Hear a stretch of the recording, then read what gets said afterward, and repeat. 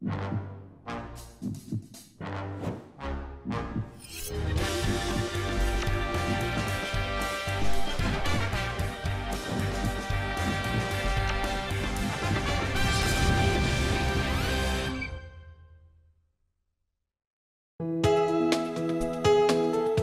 방송에서 제공하는 투자 정보는 투자 판단에 대한 조언입니다. 방송에서 제공하는 주식의 가치, 가격 상승 및 가격 하락에 대해서는 방송사에서 보장하지 않습니다.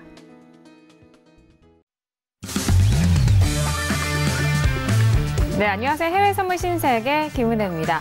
지난주 뉴욕 증시 같은 경우에는 낙관론이 대두되면서 미중 무역 협상에 대해서 긍정적인 이런 낙관론이 대두되면서 상승으로 좀 마감이 된 상황입니다. 리커창 중국 총리가 양국의 무역 협상이 멈춘 적이 없다면서 서로 윈윈 상태를 원한다, 진행 중에 있다라는 그런 발언 속에서 시장은 좀 환호했었던 상황인데요.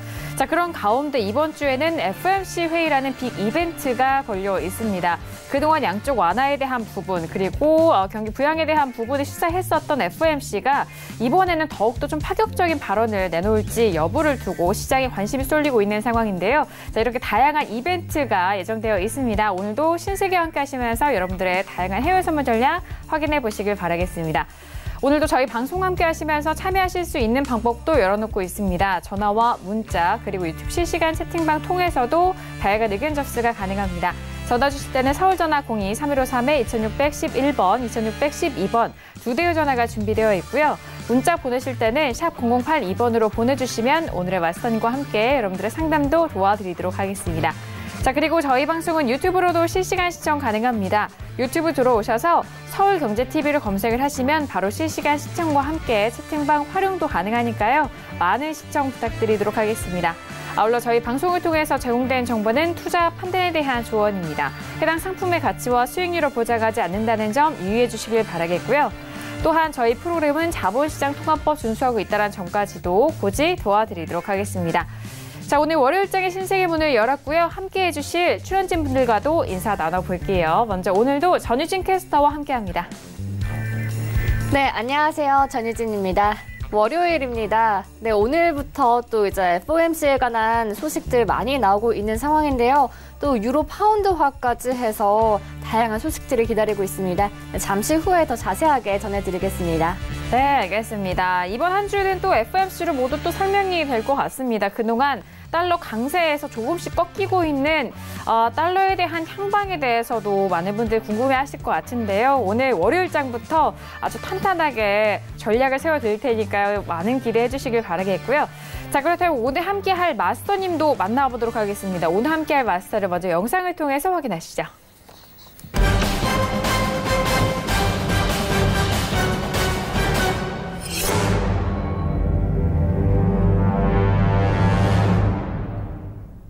네, 월요일장은요, 선재 마스터님과 함께합니다. 마스터님 안녕하세요. 반갑습니다. 네, 안녕하십니까. 네, 반갑습니다. 지금 3월 중순이 돼가고 있는데요. 아마 저번 주는 제 기억에는 올해 들어서 가장 매매하기 까다로웠던 한 주가 아니었나 생각이 듭니다. 물론 달러 인덱스 영향도 있고 위험자산, 안전자산이 명확하게 구분되지 않고 싸우고 있기 때문에 그런 것도 있죠. 그래서 전반적으로 혼조 시장이긴 하나 그게 너무 오래 지속되기 때문에 여러분도 좀 지칠 대로 지쳐 있지 않을까 합니다. 자, 이번 주에 어떤 걸 중심으로 봐야 되고 또 어떤 흐름상에서의 보합 구간 영역을 어떤 프로세스로 어떤 걸 중점적으로 봐야 되는지 잘 이해하고 그다음에 대응책을 구비해 놓는다면 한 주도 별 무리 없는 싸움이 될 거라고 예상을 하고요. 저도 여러분들과 함께 정보 공유하면서 길라잡이 역할을 해보도록 하겠습니다. 네, 알겠습니다. 정말 무엇보다도 시청자분들, 이 투자자분들의 마음을 헤아릴 수 있는 또 마스터님이시 아닐까라는 생각입니다. 맞아요. 또 안전자산과 위험자산이 계속 혼조되어 있고 진짜 좀 지칠 수도 있을 만한 그런 시장이 펼쳐지고 있는데요. 오늘 선재 마스터님과 여러분들이도 쉽게 또 접근할 수 있는 시장 분석 방법 기다려주시길 바라겠습니다. 자, 오늘 이렇게 두 분과 인사를 나눠봤고요. 현재 시각 11시 5분 지나가면서 월요일장 개장이 된 지 35분 정도의 시간이 지난 상황입니다. 현재 시장은 또 어떻게 흘러가고 있을지 먼저 시세 점검하고 이슈도 계속해서 점검해드리도록 하겠습니다. 시세 보시죠. 네, 월요일장인 오늘은 뉴욕 증시 FOMC를 앞두고 상승세로 출발한 상황입니다. 3대 지수 모두 상승 출발이 된 상황이고요. 자, 그렇다면 지금 30분이 지난 시각 현재 S&P 500 지수 어떻게 흘러가고 있을까요? 여전히 강보합권에서 유지되면서 2,838포인트까지 터치합니다. 0.30% 상승세고요. 그리고 나스닥도 마찬가지로 같은 수치로 올라가고 있네요. 지난 금요일장까지 상승으로 이어갔었던 나스닥은 현재 지금 나스닥도 역시나 7,369포인트 선에서 거래가 되면서 0.31%의 상승세를 보여주고 있고요. 자, 그리고 유로 FX 함께 보시죠. 자, 지난주에는 일단 달러 인덱스가 좀 조정을 받으면서 유로 FX가 좀 꾸준하게 반등을 이어갔습니다. 지난주 금요일까지 반등에 성공이 됐고 현재 부근에서도 추가 상승하면서 1.14340달러 선으로 0.18%의 상승을 보여주고 있습니다. 1.14 라인대가 회복이 된 상황 속에서 초반대 라인 가리키고 있고요. 자, 그리고 골드 함께 보시죠. 자, 골드 같은 경우에는 지난주 좀 부진한 흐름이었습니다. 지난주 금요일장에는 다시 반등에 성공한 상황 속에서 1,300달러가 다시 회복이 되는데요. 1,305.7달러 선으로 0.26%의 강보합권 유지됩니다. 자, 그리고 오일로 가시죠. 크루드 오일 지난주 같은 경우에는 일단 수요에 대한 부분과 재고 발표가 좀 감소한 상황 속에서 그리고 많은 제재 안에서 가격대가 올라가고 있었던 상황인데요. 지난주 금요일장엔 하루 쉬어갔지만 오늘장까지도 꾸준하게 상승하면서 58.82달러 선으로 0.72%의 상승으로 59달러를 앞두고 있는 상황 속에서 움직이고 있는 오일까지 현재 시세 살펴드렸습니다. 네, 일단 지수 같은 경우는 지난주 금요일장과 오늘장 연속 상승을 이어가고 있는 상황이고요. 그리고 유로 FX는 오랜만에 또 1.14달러 라인을 좀 지지가 되고 있는 상황입니다. 자, 거기에 오일 같은 경우도 거의 59달러를 좀 앞두고 있는 상황 속에서 꾸준하게 상승을 좀 이어가고 있는 상황이고요. 그리고 골드는 1,300달러 다시 한번 또 회복이 된 상황입니다. 앞서서 말씀드렸듯이 FOMC를 비롯해서 굵직한 이벤트들은 여전히 남아있는 시점인데요. 그런 소식들 전유진 캐스터 통해서 다시 한번 정리해보도록 하겠습니다. 네, 외신 소식입니다. 네, 먼저 첫 번째 소식인데요. 네, 역시 FOMC에 관한 소식입니다. 네, 이번 주 예정된 FOMC 회의에서 가장 주목해야 할 부분이 이제 점도표와 대차 대조표 정상화가 어떻게 결론 날지인데요. 이번 주 회의에서 기준 금리를 2.25에서 2.5%로 동결할 것으로 예상을 하고 있습니다. 글로벌 경기 침체가 우려가 좀 커지면서 연준이 이번 회의에서도 금리 결정에 좀 인내심을 갖겠다는 표현을 유지할 것으로 예상이 되는데요. 중국이랑 이제 유럽의 경기 둔화, 또 브렉시트와 무역 협상, 또 미국의 셧다운 등 몇 가지 정책 이슈를 둘러싼 불확실성이 금리 인상을 가로막는 걸림돌이 될 것으로 예상이 됩니다. 네, 인내심 정도는 점도표에서 가늠할 수 있을 것으로 보이는데요. 다음으로 좀 주목할 점은 연준의 대차 대조표 정상화 조치가 언제 종료될지입니다. 파월 의장이 지난달 하원에 출석해서 보유 자산 축소를 끝내는 계획과 관련해서 합의가 좀 가까워졌다면서 곧 발표가 가능할 것이라고 이야기를 했습니다. 다음은요, 미국 연준이 금리 인상 속도를 조정하는 데 그치는 것이 아니라 금리 인하에 나설 수 있다는 그런 전망이 제기가 되고 있습니다. 향후 글로벌 금융시장의 중요 테마는 각국 중앙은행이 완화 정책에 이제 경쟁이 될 것이라는 전망도 나왔는데요. 상대적으로 좀 금융 완화 속도가 빠르고 인식되는 국가의 통화가 매도되는 현상이 두드러질 것으로 전망을 했습니다. 네, 올해 좀 고전하고 있는 미국 경제에 훈풍이 불 것으로 예상을 하고 있습니다. 미국의 경제가 2009년 불황에서 좀 탈출을 한 이후 매년 초 성장세가 좀 부진을 하다가 봄이 되면 오르곤 했었는데요. 경제 지표들을 살펴보면 이런 패턴이 올해도 나타날 것이라고 전망을 하고 있습니다. 지난 1월에 연준이 금리 인상을 보류한다는 입장을 내비치면서 기업 대출과 주택담보대출 금리가 좀 떨어졌고 주택 판매가 늘고 있는 상황인데요. 작년 말 급락한 미국 증시가 좀 회복이 되면서 소비자 신뢰가 반등하고 지난 2월 실업률이 3.8%로 낮아지면서 이제 고용시장의 화랑이 가계가 성장을 이끌 수 있는 정도가 됐다라고 분석을 하고 있는 상황입니다. 네, 뱅크 오브 아메리카가요, 미국의 이제 연준이 올해 12월에 기준금리를 한 차례 인상할 것으로 예상을 했습니다. 뱅크 오브 아메리카 보고서에서요, 연준이 이번 3월 회의에서 기준금리를 동결하고 점도표에서 올해 금리 인상 횟수를 1회로 낮출 것이라고 예상을 했는데요. 연준이 올해 12월에 금리를 한 차례 인상할 가능성이 있다면서 다만 이 역시도 지표에 따라 달라질 수 있다고 지적을 했습니다. 주목할 부분은 이제 내년 대통령 선거라면서 연준이 내년에도 금리를 한 차례 올려 현 주기가 계속될 것이라고 전망을 하는 상황입니다. 네, 글로벌 전문가들이요, 이번 주에 예정된 FOMC 정례회의가 뉴스의 팔자식이라는 이벤트가 될 수 있다고 경고를 했습니다. 연준의 행보의 상당한 부분이 가격에 반영이 됐다는 이유 때문인데요. 이제 미국의 S&P 지수가 FOMC 한 주 앞둔 지난주 2.9%가 오르면서 이제 작년 11월 주가 폭락 이후 가장 높은 주간 상승률을 기록을 했습니다. 미국 10년물 국채 금리도 이날 2.6% 밑으로 떨어지면서 올해 1월 이후에 최저치를 경신을 했는데요. 주식과 국채가 같은 방향으로 움직인 것이 좀 이례적입니다. 최근 주식이 오른 것이 이제 연준이 금리 인상 속도에 인내심을 갖겠다고 하면서인데요. 하지만 이제 애널리스트들이 이번 주 해당 방향에 엇갈리지 좀 주목하고 있으면서 이번 주가 좀 흥미로운 한 주가 될 것이라고 발언을 했습니다. 근데 JP 모건이요, 올해 경제가 예전의 흐름으로 돌아갈 것이라고 전망을 했습니다.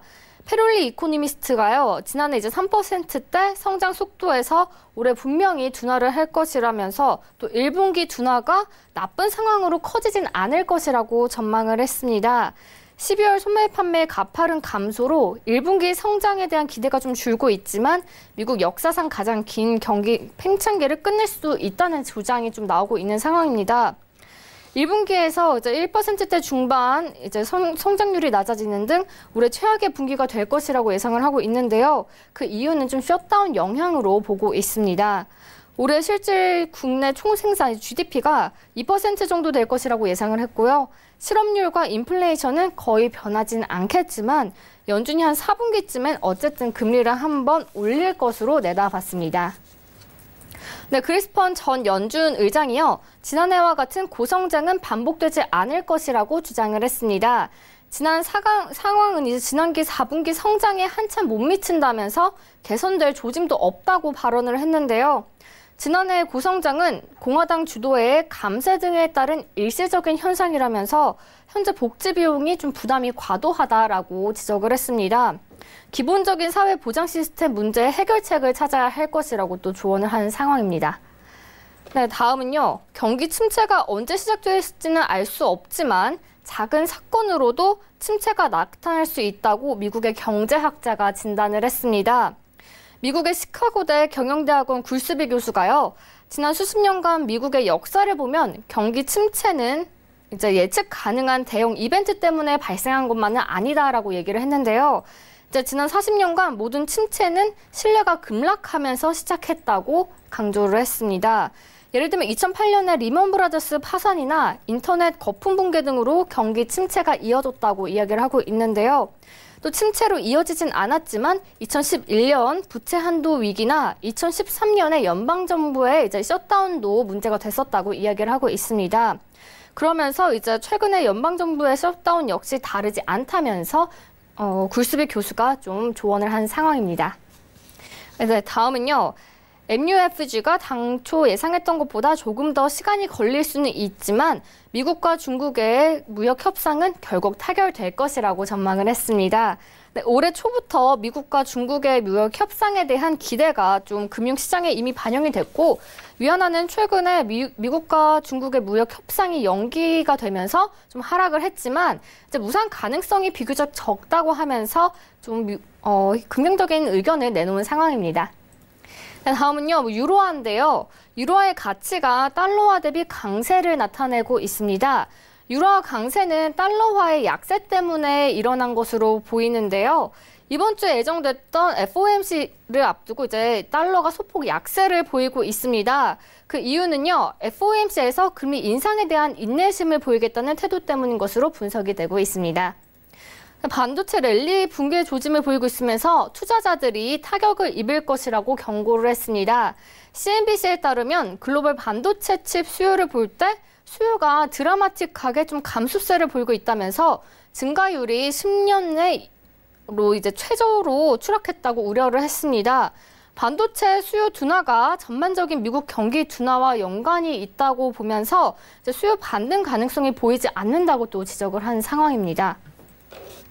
OCBC가요, 파운드화의 양극화 리스크가 커졌다고 분석을 했습니다.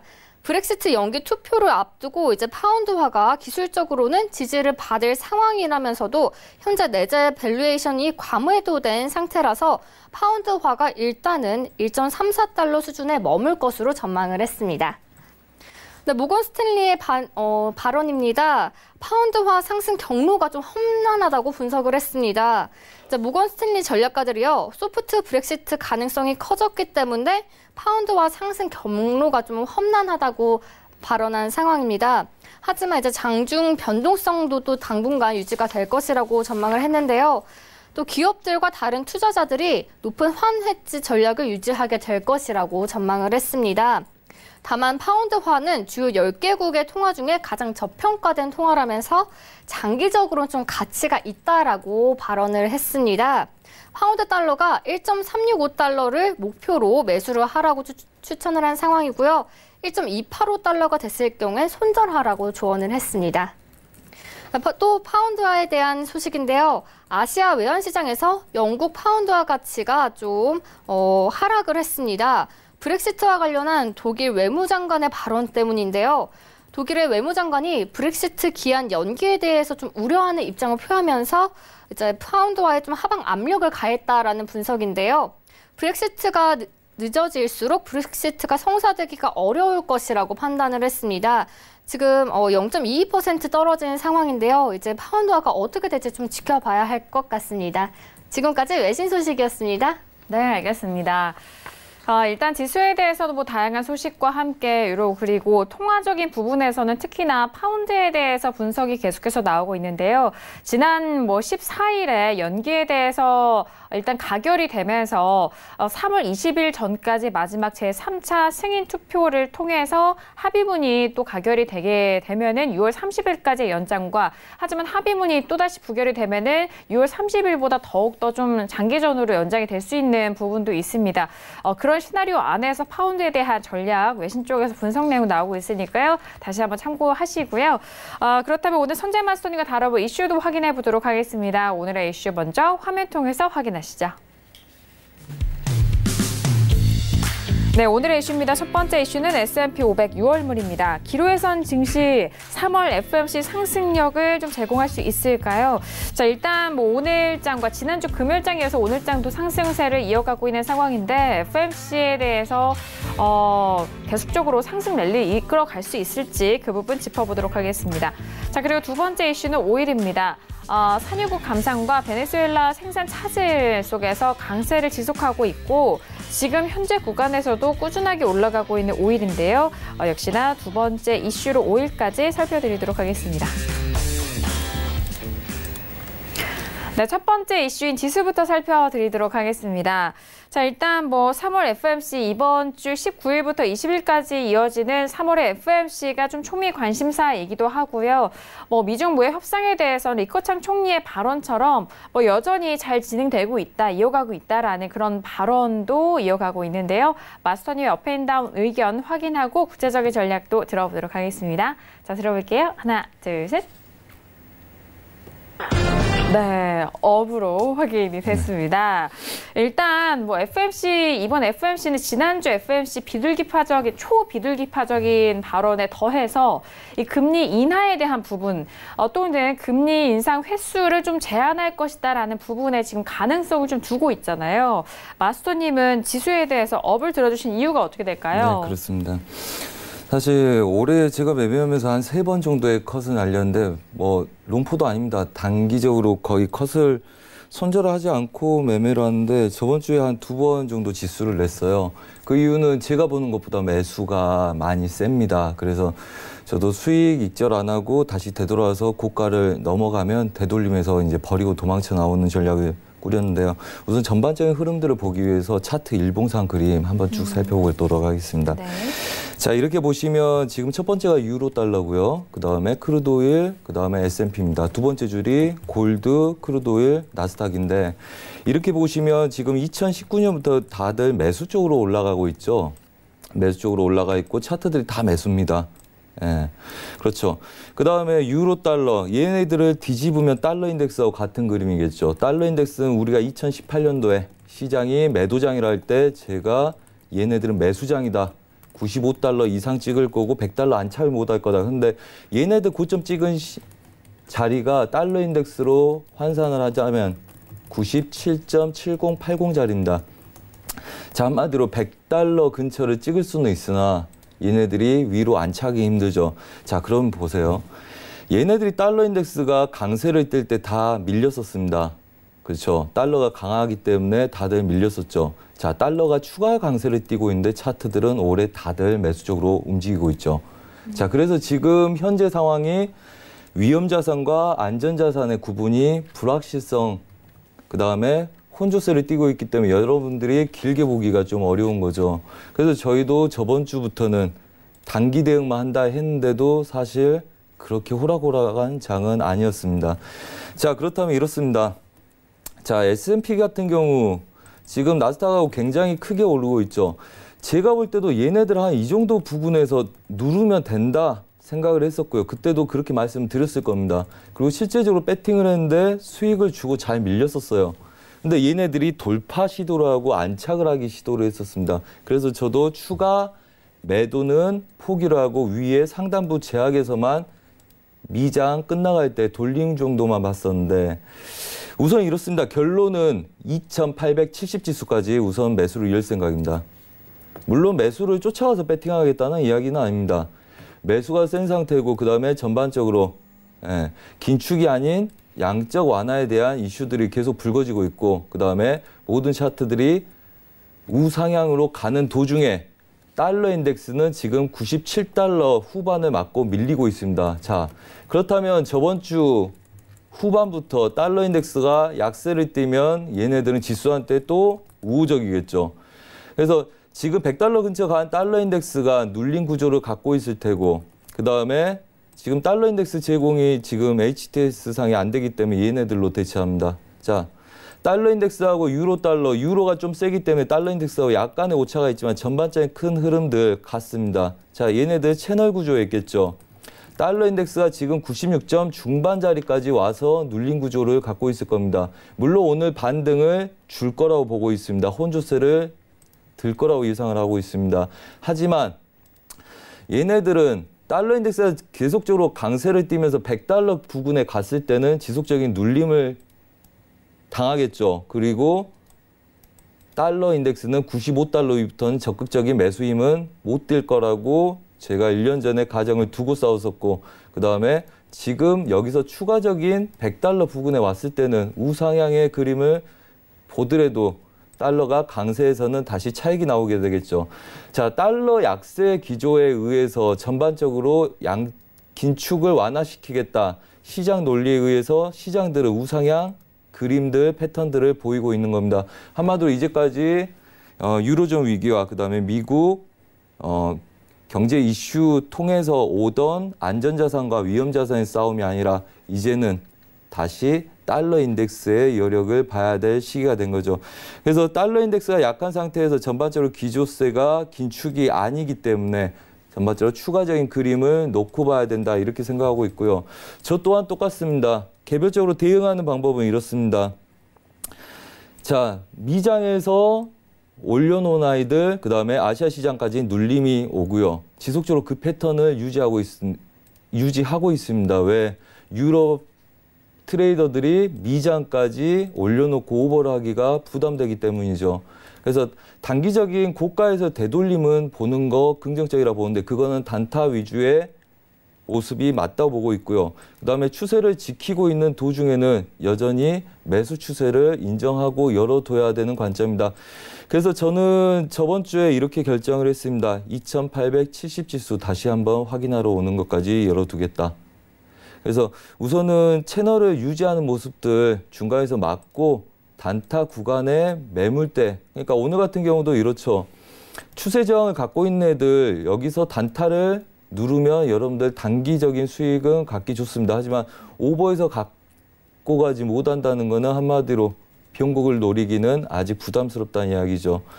그래서 저번 주에 이 구간들 2800 지수, 사실 2800 지수면 충분히 변곡을 노려볼 수도 있는 저항권이다 생각을 했으나 얘네들이 넘어갔을 때는 이미 2800 지수부터는 추세를 유지하는 구조를 만들겠죠. 그래서 걔네들 채널을 따라서 올라갈 가능성이 아직 높고요. 그렇다면 얘네들은 고점을 우선은 더 높여놓는다 이렇게 보고 있습니다. 그래서 단기적인 미장에서의 매도 눌림을 볼 수 있으나 장기적인 매도세는 아직 좀 이르다. 그래서 매수를 좀 더 열어놓으시고 대응하시는 게 좋겠다는 입장입니다. 네, 지수는 한 이 정도 설명드리겠습니다. 네, 알겠습니다. 자, 오늘 지수에 대해서 업에 대한 의견을 주셨습니다. 지금 뭐 S&P 기준으로는 2870선까지 매수로 좀 열고 보겠다라는 그 말 속에서 전략을 좀 알아볼 수가 있었는데요. 지금 S&P 500 지수가 2838라인에서 움직이고 있습니다. 오늘 장에 대한 부분에 2870까지 좀 상승에 대한 여력을 좀 보시고 그 안에서의 단타와 그리고 데일리 매매적인 부분까지도 설명을 해드렸으니까 참고하시길 바라겠고요. 자, 마스터님 지금 뭐 S&P에 대한 부분도 짚어드렸는데 지금 뭐 외신 쪽에서는 이런 분석이 나오고 있네요. CS 쪽에서는 S&P 500의 전망치를 2925에서 3025로 상향하겠다. 위험이 줄어들었기 때문에 이 지수에 대해서 좀 갈 수 있는 부분이 이 전망치 자체를 좀 높인 상황인 것 같은데 마스터님 뭐 좀 더욱더 장기적인 관점에서의 그 목표치 2925로 본 것 같은데 네. 더욱더 좀 추가적으로 간다라는 뭐 그런 분석인 것 같은데요. 단기적인 관점을 말씀해 주셨고 장기적으로는 좀 어떻게 보실까요? 뭐 이렇습니다. 네. 그때 우리가 크루드 오일하고 그다음에 달러 인덱스하고 전반적으로 그 외신 쪽에서 시황 나온 거 말씀드렸죠. 하지만 여러분들 기억 이걸 하시기 바랍니다.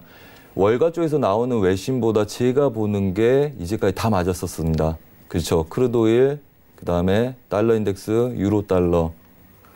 자, 외신 쪽에서 보는 건 이런 뷰라고 보고 있습니다. 지금 일봉상의 그림들 만들어 놨었죠.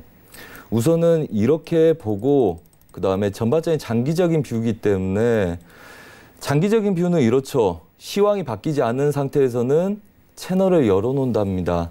그리고 우리가 물론 신세계는 제가 2017년부터 했지만 그 전부터 큰 추세들, 변곡들 제가 하루도 빠짐없이 리딩해 가면서 큰 그림들 웬만하면 다 추세들 맞춰냈는데 걔네들 이렇습니다. 차트를 걔네라고 하는 겁니다. 걔네들 움직이는 애들은 대부분 일반적으로 시황이 없을 때는 채널을 유지하려는 속성을 갖고 있습니다. 그래서 채널을 보시면 크루드 오일이 그때 80달러를 열고 있을 때도 채널이었고요. 제가 1년에서 1년 3개월 걸리는데 얘네들 너무 빨리 올라와서 80달러를 못 찍고 누르는 걸 봤었죠. 그게 변수고요.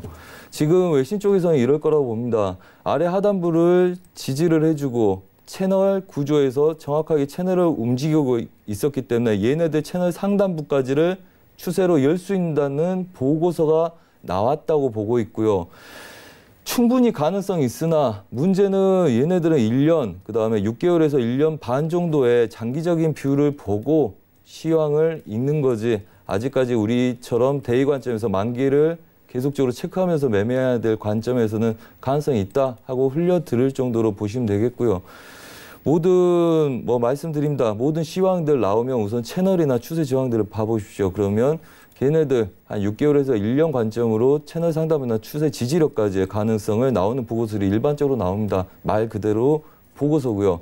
가능은 있죠. 가능성이 있다고 보고 있습니다. 하지만 저는 우선 그렇게 보지 않고요. 우선 우리가 대응할 영역들은 우선 이 구간들을 한번 보겠다. 예.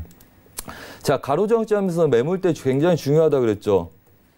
급등을 하다가 눌렸던 2018년도 구간의 저항점. 그 다음에 지지력에서 마지막 상승 여력을 보고 지키지 못하기 때문에 물량을 털었던 구간들. 자, 매수가 세기 때문에 얘네들은 단기적인 관점에서 이렇게 나오겠죠. 그쪽 보고서도 그럴 겁니다. 단기적인 그림들을 만들려면 한 이 정도 봅니다. 제가 보는 자리에 비슷하게 볼 거라고 봅니다. 모르는 사람들이 이 구간들 넘어갈 수 있냐 없냐를 중요하게 볼 거기 때문에 올해의 관점도 그러겠죠. 매수가 이미 센 상태에서 얘네들이 이 구간들 매물대를 안착을 했다.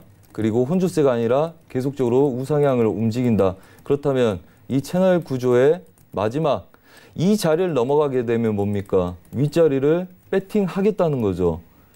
그렇다면 처음에 이런 영역으로 왔을 때는 이 구조에서는 차익이 많이 나올 거고 그다음에 매도의 시도도 있을 거라고 봅니다. 그래서 이 구간부터의 변곡 저항을 보고 노리는 게 좋다. 그렇게 보고 있고요. 방금 말씀드린 거는 장기적인 시황 관점에서의 큰 그러니까 기본적인 러프한 분석 정도로 저는 이해하고 있습니다. 네, 이 정도입니다. 네, 알겠습니다. 항상 외신이 더 빠를 수는 없습니다. 지금 내가 보고 있는 차트, 지금 현재의 내가 더 빠를 수 있을 것 같고 그렇다면 그 의미에도 지금 분석하시는 마스터님이 더 빠를 수도 있다는 말인데 지금 외신 쪽에서 이 분석하는 이 가격대에 대한 레인지는 좀 러프하게 잡은 가격대일 것이다라는 그런 분석과 그리고 지금 현재 구간에서 외신에 대한 그 분석 가격대를 또 어떻게 전략적으로 좀 적용을 해야 되는지 그 부분까지 다시 한번 좀 참고를 해보시길 바랍니다. 겠습니다. 자, 이렇게 첫 번째 이슈 지수에 대해서 살펴드렸고요. 지금 유튜브를 통해서 지금 올려주신 질문들이 많은데요. 일단 좀 스위칭에 대해서 질문해주신 시청자분이 있으세요. 마스터님, 미장 지수 선물을 손절 짧게 잡고 스위칭 전략으로 대응을 해도 될까요? 라고 여쭤보시는데요. 어떻게 생각하세요? 스위칭이라는 거는 이제 네. 정리를 하고 바로 돌린다는 그쵸. 거잖아요. 목표가하고 변곡. 사실 네. 저는 이렇게 봅니다. 뭐 계속 저랑 같이 하신 분들 아시겠지만 저희가 목표가를 잡으면 거기서 변곡이 나오는 걸 잡아내는 거죠. 근데 일반적인 트레이더분들 사실 모든 변곡을 잡는 게 스위칭이잖아요. 그러니까 뭐 이렇습니다. 매수를 여기까지 먹는데 매도는 여기서 대응하고 여기는 여분으로 둔다. 한마디로 예를 들어서 2876 지수까지 매수를 보는데 점점 여기서 매수를 잡고 많이 가다 보면 중간 눌림도 있을 수 있고 중간 출렁거림도 있을 수 있기 때문에 이격이 많아지면 확률은 낮아지게 되겠죠. 근데 스위칭을 한다는 거는 이걸 다 빼먹고 나서 바로 돌리겠다는 거잖아요. 그래서 일반적으로 매매할 때는 우리가 목표를 잡더라도 어느 정도 7, 80% 가면 익절을 잡고 보통 물량을 줄여가면서 끌고 가거든요. 그래야지 밀려도 본천 가까이 와도 수익이기 때문에. 그래서 스위칭이란 기법 자체가 완전하게 변곡을 잡아내지 못한다면 어쩔 수 없이 한두 번 꼬이게 됩니다. 그리고 꼬이게 되는 구조에서 단타를 보려고 들어갔다가 스위칭이 꼬이게 되면 그 굉장히 큰 리스크로 발생되게 되고요. 실제 저희가 실전 매매 대회 여기서 할 때도 그런 작은 구간에 스위칭을 하다가 큰 그림들을 반대로 쳐서 물리어서 오히려 그 경기를 안 좋게 끌고 가는 그런 게 많았었거든요. 단기적인 이슈 때문에. 그래서 아마 스위칭이라는 기법 자체가 너무 위험하고요. 차라리 스위칭보다는 보합으로 보시는 게 좋습니다. 보합하고 스위칭이 다른 이유는 이렇습니다. 스위칭은 매수를 끌고 가다가 얘네들이 다 끝나서 저항부터 이제부터는 우상향의 변곡이다 그러면 스위칭을 해서 이렇게 뭐 분할로도 싸우고 하는 거죠. 하지만 보합은 얘네들이 결정하지 못할 때 보합권 그러니까 뭐 수렴이나 확산, 그다음에 채널을 이용해서 그 안의 구조에서 싸우는 기법들이죠. 그래서 오히려 보합권 매매라고 인지를 하고 싸우시는 게 더 낫고요. 스위칭이라는 건 변곡을 잡아서 반대쪽으로 끌고 가겠다는 기법이기 때문에 오히려 말장난일 수도 있지만 손절을 잡고 보합을 벗어나면 추세라고 인정을 해서 싸우는 보합 매매가 좀 더 낫지 스위칭은 사실 실제적으로 정확하게 보지 않으면 좀 위험한 게 아닌가. 그래서 저희도 일반적으로 매수를 하고 매도를 하면 거기서 변곡이 10틱 이내로 나와야지 제가 잘 봤다고 하는 입장이라서 저도 스위칭을 좋아하는데 실제 제가 리딩을 할 때 매매시킬 때는 스위칭보다는 빼먹고 나서 걔네들 확인한 다음에 안전하게 눌렀을 때 다시 들어가서 먹는 기법을 쓰는 거고요. 일반적으로 얘네들도 그렇습니다. 크루드오일 우리가 예를 들어서 오늘 59달러를 넘어가면 59.50이 저항인데 59달러를 바로 넘어갈 수 있는 점지 얘네들 헷갈릴 거다. 그래서 얘네들 매수를 드렸단 말이죠. 그래서 59달러 근처부터는 쫓아가지 말고 얘네들 돌린다 했으면 만약에 예를 들어서 58.90까지를 제가 매수를 드렸는데 그래서 58.90 위부터 매도 단타를 쳐봐도 된다. 근데 만약에 스위칭이라면 얘네들이 쳤을 때 얘네들이 변곡이 나와줘야 된다는 이야기죠. 하지만 보합이라면 얘네들은 우상향해서 도망쳐 나오기도 하고 다시 관망하고 포지션을 없는 구조를 만들어내면서 다시 분석을 하는 시간을 갖는 거죠. 한마디로 스위칭은 터울이었기 때문에 굉장히 위험하다고 보고 있고요. 물론 또 모르죠. 시청자분이 실력이 원체 좋으셔서 뭐 스위칭을 할 수 있다면 모를까, 그 변곡이라는 확신이 안 드시면 우선 뭐 매수 빼먹고 나서 그다음에 확인하시고 나서 고점 위에다가 저항을 설치해 놓고 보합권 매매로 하는, 그래서 끊어서 한 번씩 쉬는 걸 한 번씩 하시라는 말씀 드리겠고요. 원래 시장도 그렇지 않습니까? 뭐 매수 배팅을 했으면 목표가를 설정해 놨더라도 가다가 차익을 하고 다시 저가 매수를 가지고 있고 위에서 싸우다가 혼조세를 띱니다. 그렇기 때문에 변곡을 V자 반등이나 변곡을 노리는 스위칭을 지속적으로 한다면 그거는 어쩔 수 없이 꼬이게 돼 있습니다. 그렇기 때문에 스위치란 기법 자체가 굉장히 위험한 거라서 포지션을 중간에 한번 쉴 수 있는 그런 좀 여유를 갖고 그다음에 움직임을 추종하는 게 오히려 더 낫다. 그래서 뭐 자리보다는 기법에 대한 이야기인 것 같아서, 그리고 지수 미장에서 지수 손절 짧게 잡고 스위칭이라 그랬잖아요. 그래서 물론 그것도 정확하게 보신다면 짧게 손절 잡으셔도 되겠지만 무조건 모르는 거 하는 것보다 안 하는 게 좋다고 저는 생각합니다. 그래서 미장에서의 짧은 손절, 그것도 스위칭, 그 전략들은 굉장히 위험한 전략이고, 오히려 뭐 지수는 저희가 미니를 쓰는데 미니 자체가 얘네들은 레버리지가 높지 않습니까? 그래서 뭐 오일이나 골드 같은 경우는 레버리지를 거기서 쓰면 미니 마이크로를 쓰면 1000단위대나 1000원 단위대나 아니면 세 틱에 한 틱 가치로 움직이지만 지수 자체는 원래 증거금이 세고 그다음에 움직임 진폭들이 크기 때문에 증거금이 센 거거든요. 그래서 네. 짧은 손절의 스위칭은 굉장히 긍정적으로 끄덕거려 드리기에는 굉장히 위험한 기법이다, 이렇게 말씀드리겠습니다. 알겠습니다. 네. 자, 일단 스위칭보다는 좀 보합권 매매로 좀 적용하시는 것이 어떻겠냐라는 대답이셨고요. 빠르게 국내 선물도 한번 짚고 넘어갈게요. 국내 선물 같은 경우 오늘 주간장에서 280.75에서 마무리가 됐고 지금 281.10에서 야간 선물 움직이고 있는데 뭐 미국 시장 올라가면서 같이 또 올라가고 있어요. 내일장 좀 방향성에 대해서만 짧게 부탁드릴까요? 네, 이렇습니다. 네. 278 지수 지지력이에요. 283점 중반 지수까지 매수 이어주시기 바랍니다. 차트 보여주실 수 있으면 한 번만. 네, 278에서. 네, 이렇습니다. 그때 281.50 저항을 잘 보라 그랬죠. 그리고 이 자리는 매수할 자리 아니다. 271까지 떨어지면 한다. 그래서 272를 기다렸는데 별로 안 와서 여기 매수를 드렸습니다. 제가 우리 방에서 매수를 드리고, 그다음에 얘네들은 전체적으로 보합을 뛸 수 있는 그림이기 때문에 오히려 얘네들은 매수에 분할되기 위해서 끌고 간다. 그래서 얘네들 매수 드렸는데 이 매수 목표는 283지수까지 추가로 열 거고요. 그다음에 눌림목에서 잘 보셔야 되겠죠. 그냥 러프하게 보자면 279지수라고 보시면 되고요.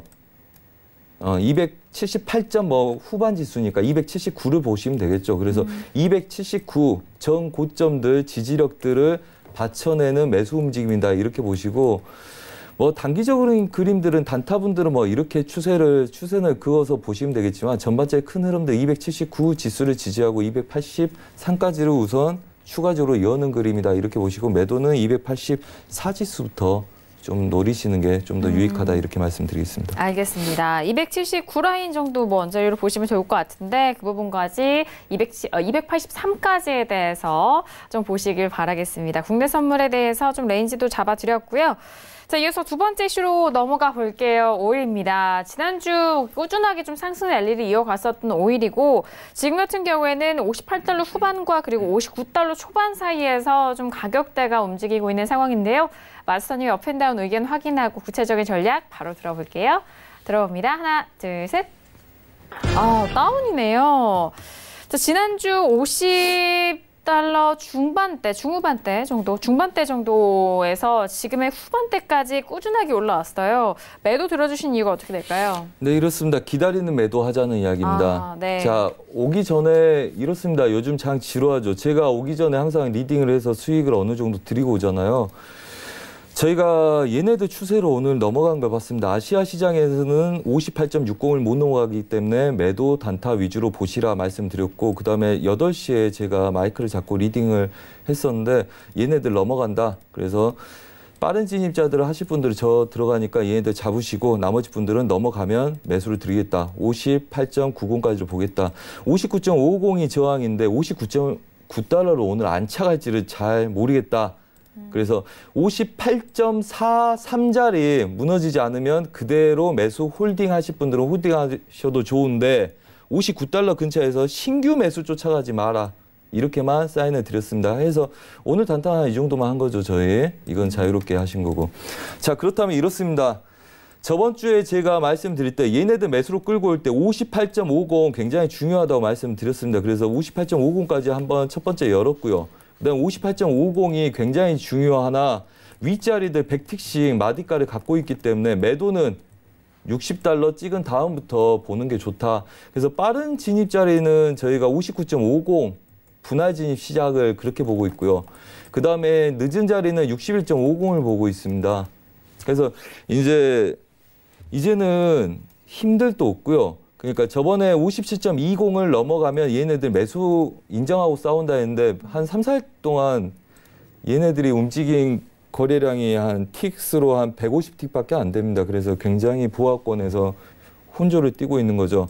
그 다음에 얘네들 추세 저항들 지금 단기적으로 저항을 갖고 있기 때문에 여기서 우리가 쫓아가기는 좀 위험도가 있겠죠. 네. 59달러 안착하는 걸.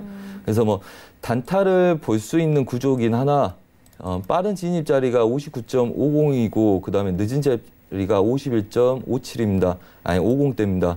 자, 아랫자리에서 우리가 추세를 볼 때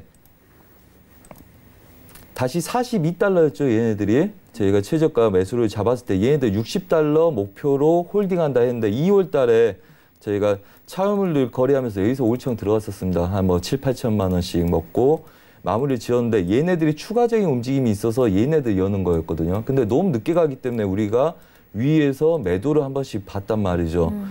그리고 55달러를 깨는 걸 저번 주까지 봤었는데 얘네들 깨고 다시 넘어가서 얘네들은 55달러 저항을 하고 추가적인 53달러까지 못 깨겠다는 생각이 들었을 거기 때문에 57달러 넘어간 애들로 매수 60달러를 열어야 될 가능성이 높다.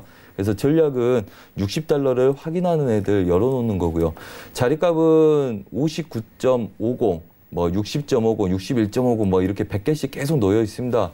근데 실제 저도 얘네들은 5차 조정하기가 지금 쉽지가 않아요. 그래서 저번 주에는 우리가 59.50까지를 추가 매수를 연다 이렇게 말씀드렸기 때문에 빠른 진입은 여기서 해도 좋냐고 질문들이 오늘 또 왔었습니다. 그래서 우선은 분할 대기를 해서 롱포로 싸우는 사람들은 해도 좋다. 그래서 60달러 중심으로 혼조세를 뛸 걸 가정을 두고 뭐 운이 없으면 좀 약수익을 58달러 깨로 올 때 계속 약수익을 하면서 그렇게 싸울 걸 감안한다면 얘네들은 진입을 시작하셔도 좋다 이렇게 말씀드렸는데 제가 볼 때는 우선은 60달러 좀 더 넘어가는 것까지 여러분들이 지켜보다가 매도를 길게 돌리신 게 낫고요. 그 다음에 60달러를 체크하고 물량들이 한번 빠지더라도 다시 올라와서 60달러 정말 막히는지를 얘네들이 확인했을 때 그때부터 본격적으로 매도 보합을 보시는 게 낫다. 그렇게 해서 우선은 올라오는 그림을 기다렸다가 롱포 매도를 준비하는 게 좋지 않겠냐 이렇게 말씀드리겠고요. 지금 월물들이 크루드 오일, 그다음에 뭐 골드, 유로 지금 뭐 1개월, 2개월, 3개월 뭐 이렇게 해선들은 다 있지 않습니까? 근데 보통 3, 4월 달 특히 저번 주 금요일부터 다음 주 초까지 만기들이 다 잡혀 있습니다. 해외 선물들이. 그래서 그림들이 좀 이런 거고요. 보통 4월 달부터 5월 달 그때 움직임들이 좀 개팍스럽고 그런데 보합이 원체 빨리 와서 이번에는 한 3월 달 중순부터 굉장히 저번 주부터 좀 지지부진한 모습들입니다. 그래서 만기가 바뀐 아이들 한 3일에서 5일 정도 추가적인 추세 방향들 열어놓으시고 거기서 눌림이 시작될 때 전략을 짜서 매매하시면 좀 더 유용하실 것 같고요. 우선 추세 저항들 61달러 부근까지 놓여 있죠. 그래서 분봉상에서 추세 저항 근처를 오는 데까지 좀 더 기다리셨다가 그때 추세를 오히려 돌리고 보는 게 낫다. 그래서 뭐 관점이 이렇습니다. 우선은 얘네들이 60달러 안착해서 계속 60달러에서 위에 노는 걸 우선은 저도 보지 않고 있고, 그다음에 실제적으로 시황도 그렇고요.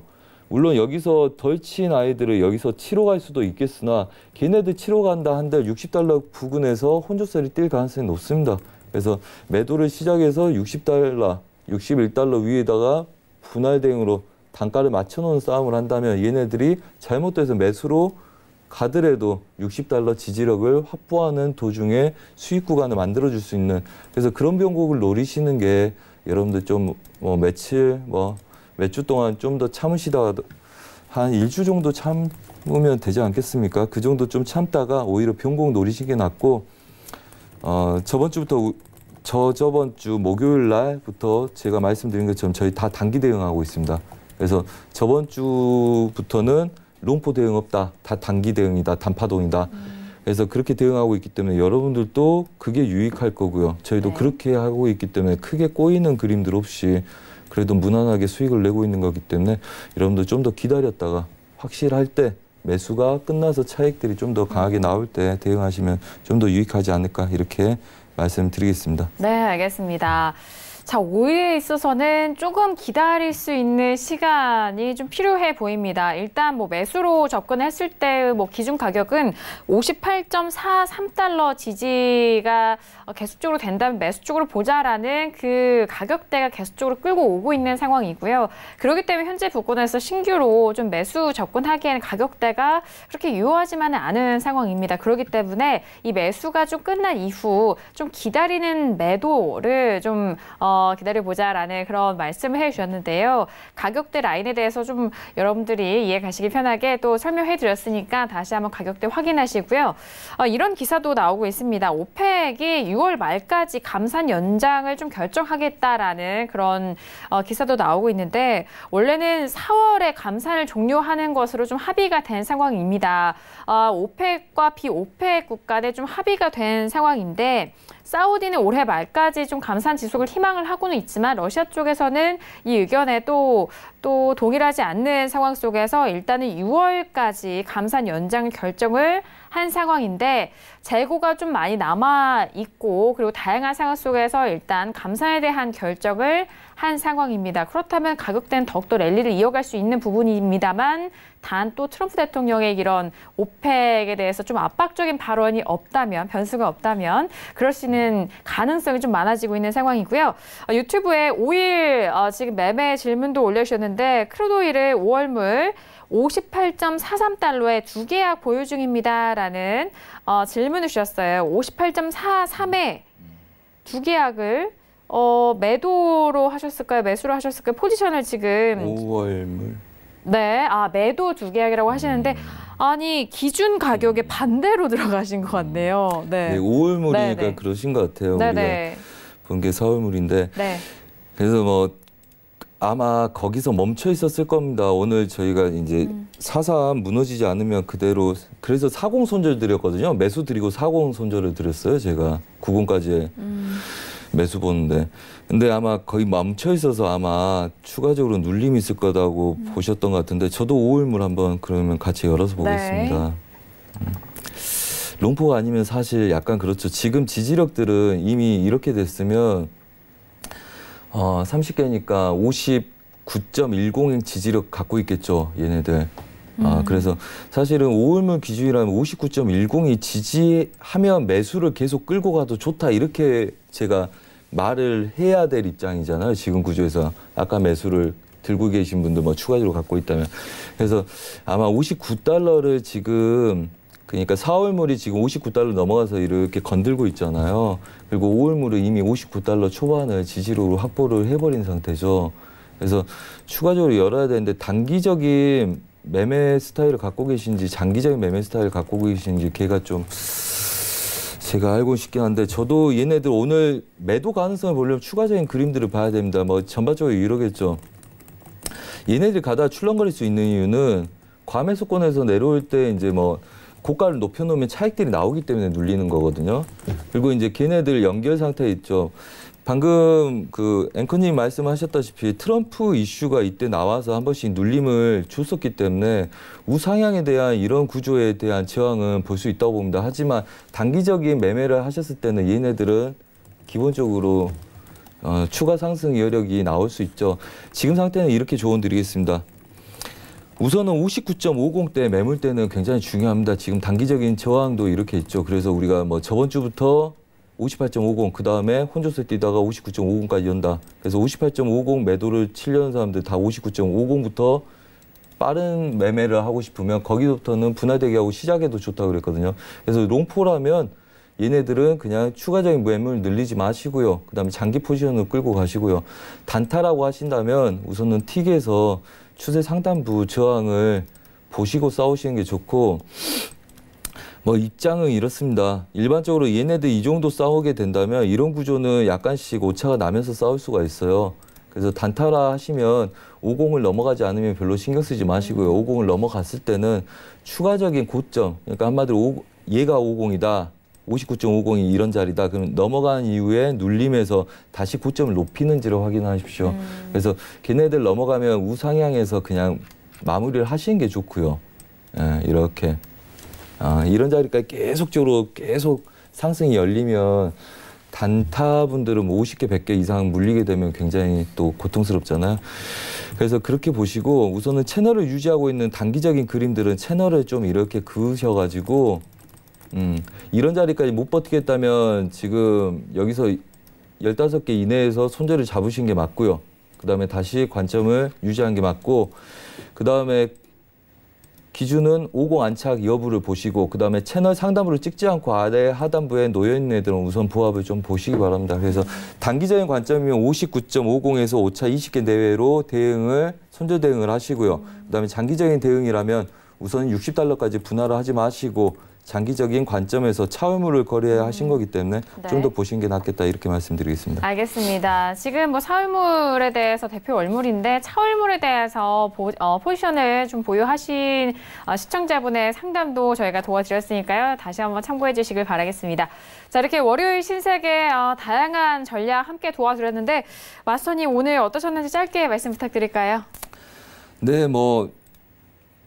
매매하는 분들에 따라서 다 다를 줄 알지만 요즘 움직임들이 그렇게 이쁘지 않습니다. 지루하기도 하고요. 근데 그래서 너무 작은 구간에서 많은 물량을 넣어서 많은 수익을 내려는 그런 무리한 매매는 좀 자제하시기 바라고요. 그 다음에 좀 더 기다리는 매매, 좀 더 여유 있게 하시는 게 좋다.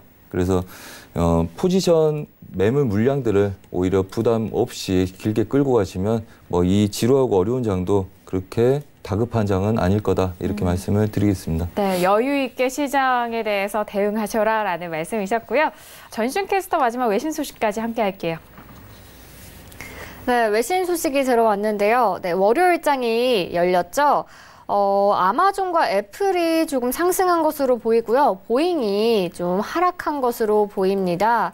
네, S&P 500 지수가 이제 0.3% 상승을 했고 나스닥 같은 경우도 0.45% 상승을 했는데요. 아마존과 애플의 영향이 좀 큰 것으로 보입니다. 다우존스는 이제 보잉 때문에 하락을 했고요. 하락보다 이제 보합권을 유지를 하고 있습니다. 그리고 이제 페이스북이 조금 하락을 했는데요. 얼마 전에 페이스북이 한 12시간 정도 먹통이 됐었죠. 그 영향으로 보입니다. 그리고 이제 FOMC의 대차 대조표 얘기가 나오고 있는데요. 대차 대조표를 축소를 얘기를 했지만 역시나 좀 이제 성장률을 좀 낮게 봤다는 그런 소식입니다. 이제 회의록이 어떻게 나올지 좀 더 주목을 해봐야 될 것 같은데요. 내일 또 소식이 나오는 대로 바로 전해드리겠습니다. 네, 알겠습니다. 자, 오늘도 다양한 투자 전략 여러분들과 함께했습니다. 말씀드린 내용에 대해서는 투자 판단에 대한 조언이고요. 해당 상품의 가치와 수익률을 보장하지 않는다는 점 유의해 주시길 바라겠습니다. 오늘 저희가 준비한 소식과 내용은 여기까지고요. 저는 내일 이 시간에 다시 돌아옵니다. 함께해 주신 여러분 오늘도 고맙습니다.